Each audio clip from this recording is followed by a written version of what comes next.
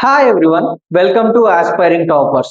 ఈ రోజు మనం time and work related questions ఒక సిరీస్ మనం స్టార్ట్ చేయబోతున్నాం. అందులో భాగంగా ఫస్ట్ క్వశ్చన్ మనం చూద్దాం.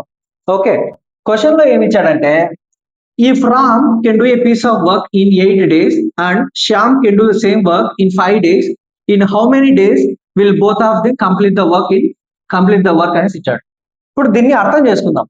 రామ్ అనే వ్యక్తి ఒక పనిని 8 days లో కంప్లీట్ చేయగలడంట. శ్యామ్ వచ్చేసి అదే పనిని 5 days లో కంప్లీట్ చేయగలడంట. ఓకే, సో దీన్ని ఏ విధంగా సాల్వ్ చేద్దాం చూద్దాం. ఓకే, రామ్ వచ్చేసి 8 days లో కంప్లీట్ చేయగలడు పనిని, శ్యామ్ వచ్చేసి 5 days.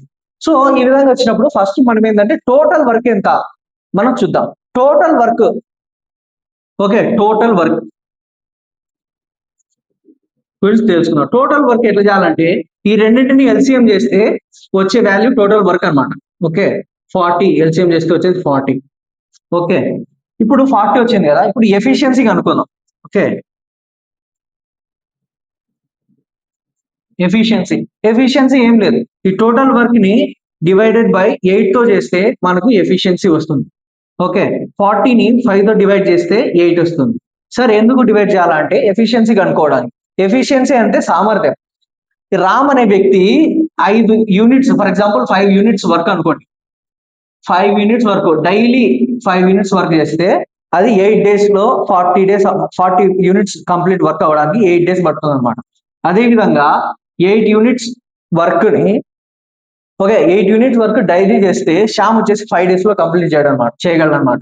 ఓకే, అనుకోండి ఎగ్జాంపుల్ యూనిట్స్ అనేసి. ఓకే, ఇది 40 యూనిట్స్ వర్క్.